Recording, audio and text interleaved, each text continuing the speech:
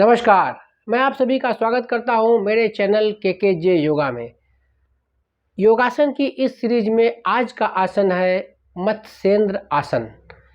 मत्स्येंद्र आसन हठ योगी स्वामी श्री मत्स्येंद्र नाथ को समर्पित है, जिन्होंने हठ योग की स्थापना की थी।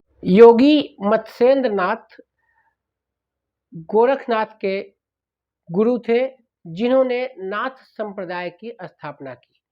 तो यह आसन योगी मत्स्येंद्र नाथ को समर्पित है, क्योंकि वो इसी आसन में बैठा करते थे।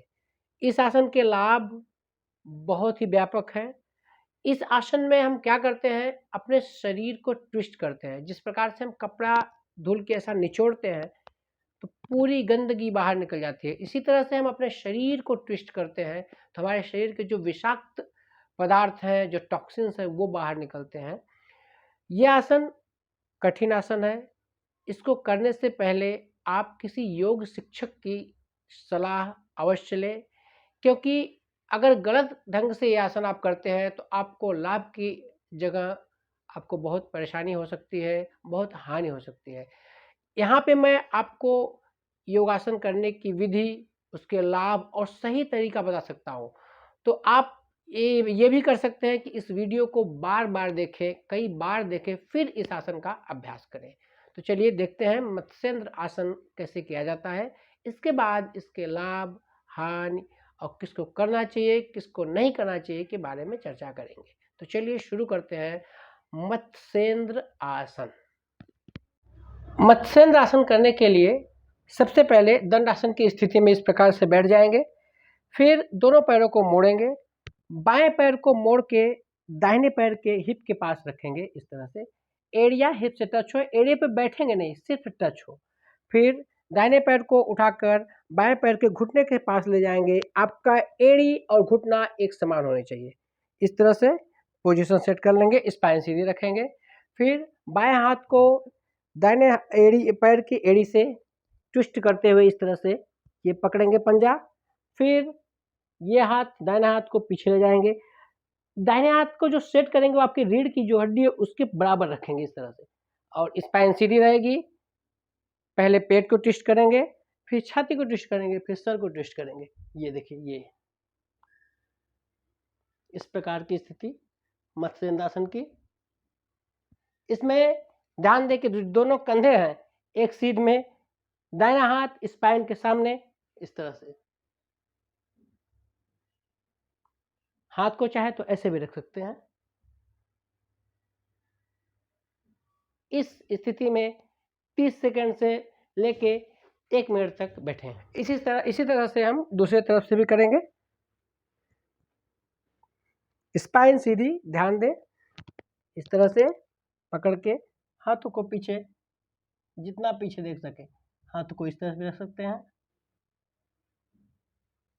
इस स्थिति में आप 30 सेकंड से लेके 1 मिनट 1.5 मिनट तक रख सकते हैं। अब बात करेंगे, क्योंकि ये बहुत ही कठिन है ऐसा करना, तो थोड़ा सरल विधि, इसकी सरल विधि बताएंगे हम। सिंपल, जो पैर को मोड़े थे उस पैर को मोड़ना नहीं है, पैर सीधा रखना है। बायां पैर सीधा, दाहिने पैर को उठा के बाएं पैर के पीछे रखेंगे। सिंपल, बाएं पैर से दाहिने पैर के घुटने को पकड़ेंगे और घुटने को दबा के पेट को दबाएंगे अपने इस तरह से, और सीधा फिर ट्विस्ट करेंगे।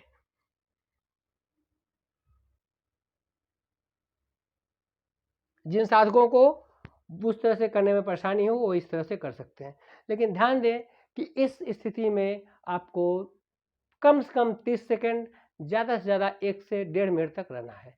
इसका मैक्सिमम लाभ तभी होगा। इस आसन को करते समय सिर्फ एक बात का ध्यान रखें, हाथ को इस तरह से पकड़ना या इस तरह से करना आवश्यक नहीं है, ट्विस्ट करना आवश्यक है। मतलब ये पेट को ट्विस्ट करिए, सीने को, फिर छाती को, ये ट्विस्ट करना आवश्यक है। जितना आप ट्विस्ट करेंगे उतना आपको लाभ मिलेगा। अब बात करते हैं इसको किसको नहीं करना चाहिए। तो प्रेग्नेंट लेडी ऑब्वियसली वो नहीं कर सकती हैं।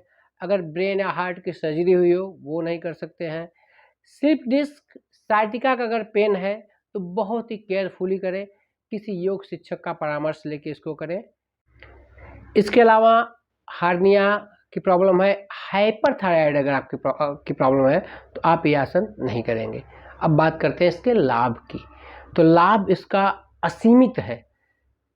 स्लीप डिस्क ठीक करता है, सciatica ठीक करता है, पेट के समस्त रोगों को ठीक करता है, पेनक्रियाज की क्रियाशीलता को बढ़ाता है, तो डायबिटीज ठीक करने के लिए बेस्ट आसन है ये। इसके अलावा हे फीवर नाम की एक बीमारी होती है, साइनस हो गया, कोलाइटिस हो गया, टॉन्सिल हो गया, ब्रोंकाइटिस हो गया, वो सारे रोग ये ठीक करता है। ये सिर्फ एक आसन।